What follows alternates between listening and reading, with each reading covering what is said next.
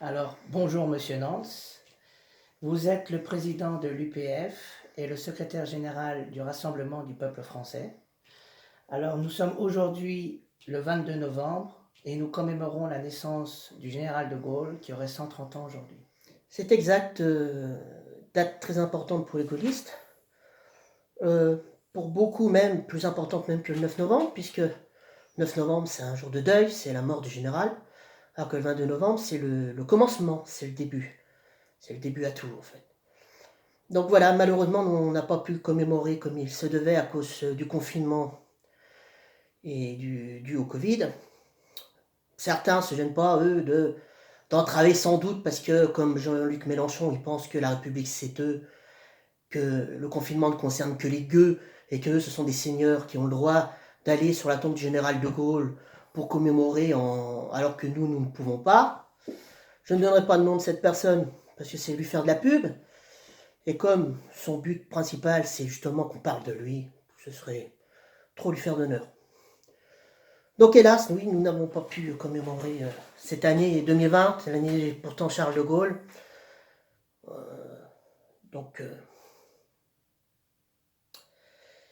Donc c'est très regrettable, mais bon, nous faisons en sorte de commémorer comme on peut, voilà, à notre façon, à notre méthode qu'on nous donne. On s'adapte à la situation. On s'adapte. Alors, tout le monde parle du gaullisme, tout le monde en a sa propre définition, mais alors finalement, le gaullisme, qu'est-ce que c'est? Oui, beaucoup de monde donne sa propre définition du gaullisme, mais le gaullisme, dans l'histoire, il n'y en a eu que deux. La première forme de gaullisme, c'était le gaullisme de résistance, qui a commencé en 40, avec l'appel du 10 juin, qui s'est terminé à la libération lorsque la France a été libérée. Parce que ce gaullisme de résistance, c'était un gaullisme contre l'envahisseur, le pays étranger qui avait envahi la France, et avec un pouvoir de Vichy qui s'était mis à genoux devant Hitler. Donc, le deuxième gaullisme, lui, il n'y en a qu'un. Vous pouvez donner la définition que vous voulez, il n'y en a qu'un. Et on ne peut pas faire de gaullisme contre le général de Gaulle. Il a été défini. Oui, Malraux. Il a été défini en 1947 lorsque le général de Gaulle a fondé le RPF. Ce sont 4 piliers. Le premier pilier, c'est le droit des peuples à disposer d'eux-mêmes, qui allie à la fois l'indépendance nationale et la souveraineté populaire. Ce qui aujourd'hui malheureusement est mis en lambeaux par les pouvoirs qui sont succédés.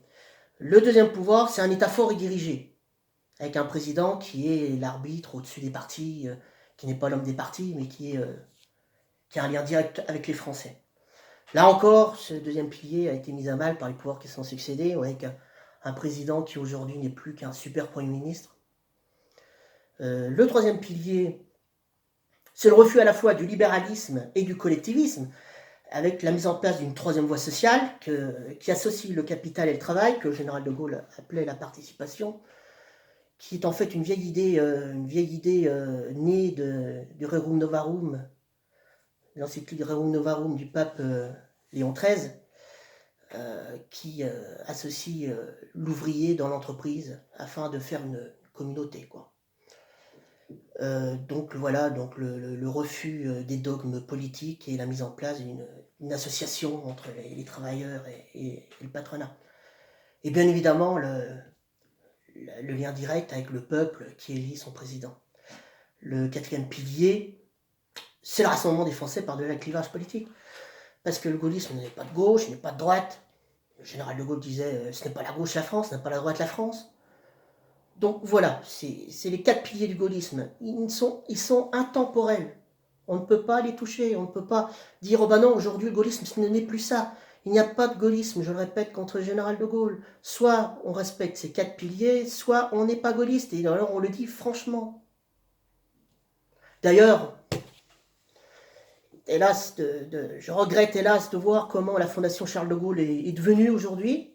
Moi qui étais un proche de son fondateur, Pierre Lefranc, qui doit se retourner dans sa tombe, quand on voit son président actuel, M. Hervé Guémard, déjà qui a eu des problèmes judiciaires, on sait très bien que le gaullisme c'est quand même une certaine éthique, qui en plus aujourd'hui va dans le révisionnisme, puisqu'il fait clairement passer le général de Gaulle pour un libéral, alors que comme je l'ai expliqué dans le troisième pilier du gaullisme, le libéralisme était un adversaire du général de Gaulle, tout autant que le collectivisme. Et il veut faire passer le général de Gaulle pour un européiste convaincu. Il a même prétendu que de Gaulle était l'un des pères fondateurs de l'Europe, que sans de Gaulle, il n'y aurait pas d'Europe aujourd'hui. Il faudrait peut-être rappeler à M. Hervé Guémard, qui apparemment n'a pas appris l'histoire, que le général de Gaulle s'est opposé au traité de Rome, qui s'est opposé à la communauté européenne de défense. Qu'en 58, 59, quand il a été élu président, il a dû composer avec un traité qu'il a lui-même combattu, mais que ce traité-là, il a essayé d'en tirer le plus d'intérêt possible pour la France. Et que lorsque l'Europe, l'Union européenne, a voulu imposer aux nations des choses qu'il ne voulait pas, le général de Gaulle a appliqué la politique de la chaise vide. Oui. Pendant 6 mois, la France a coupé tous les ponts avec l'Union européenne, qui a conduit ensuite au au compromis de Luxembourg, au traité de Luxembourg, qui a fait en sorte que quand une nation refuse quelque chose, elle n'est pas obligée de l'appliquer.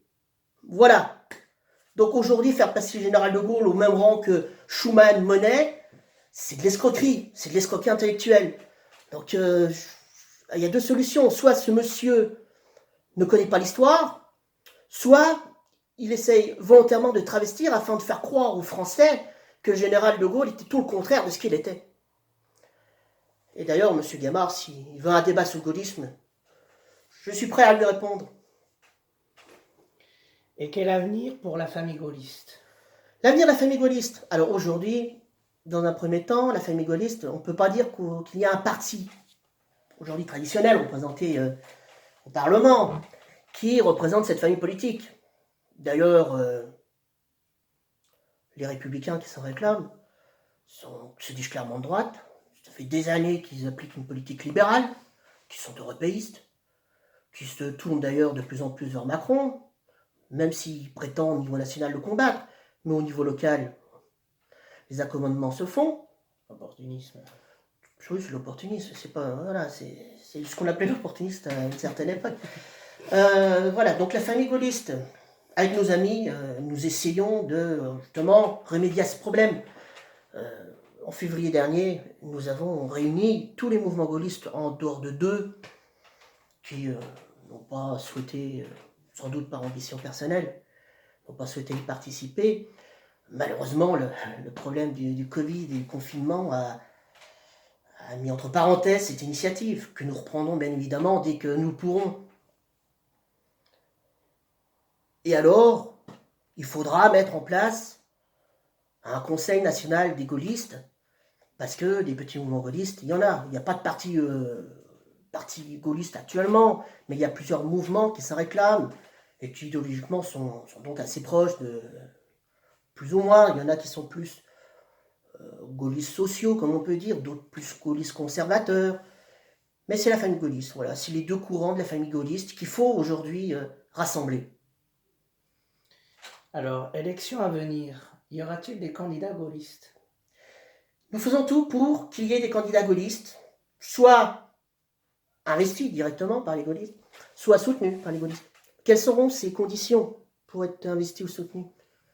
Eh bien, dans un premier temps, refuser toute alliance avec l'ennemi aujourd'hui, qui est le macronisme.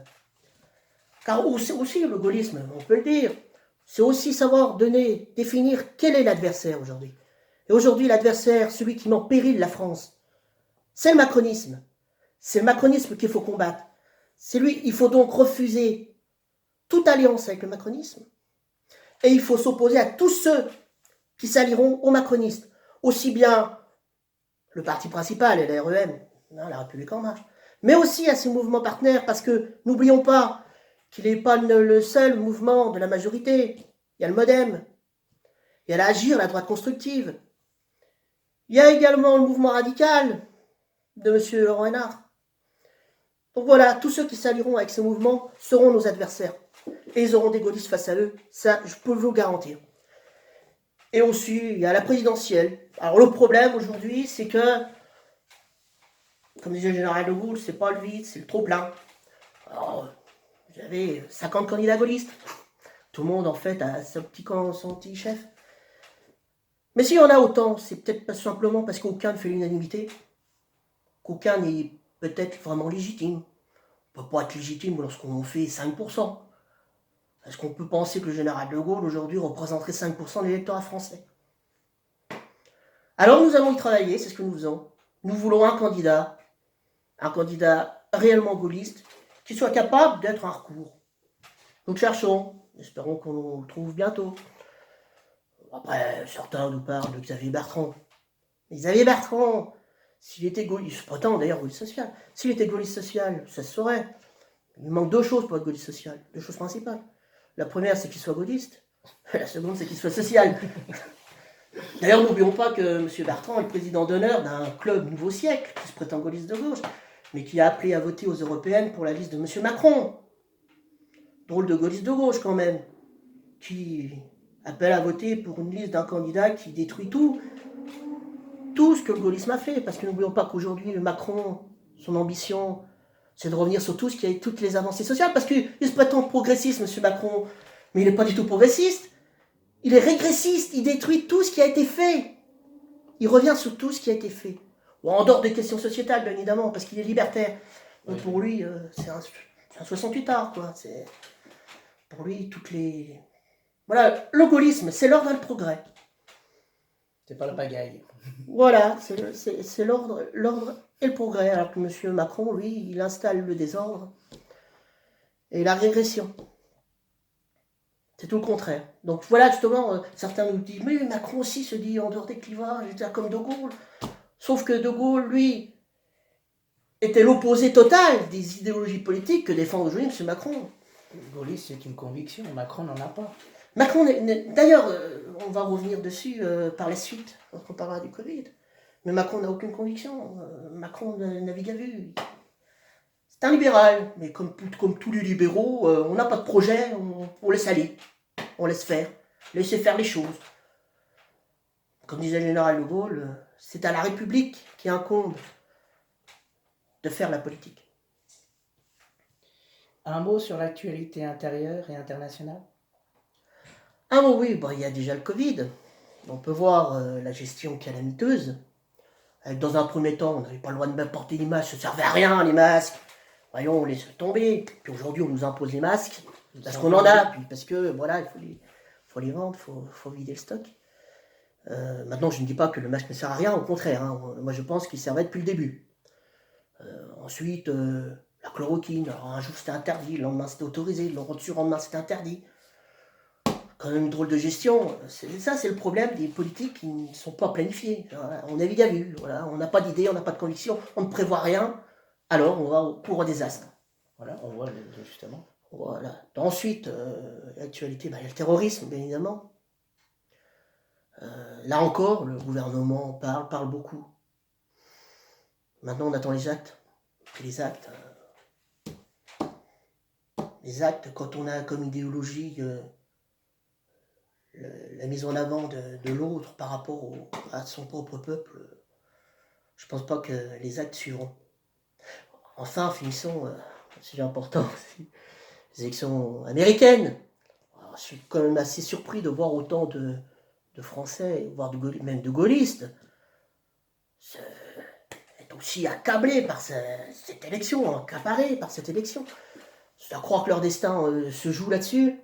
Même parfois, j'ai l'impression même qu'ils sont plus pour l'élection américaine, ils sont plus emballés par l'élection américaine que l'élection française. Il faut savoir que l'élection aux Amériques ne concerne en fait que le peuple américain. Que le président des États-Unis agira pour son peuple.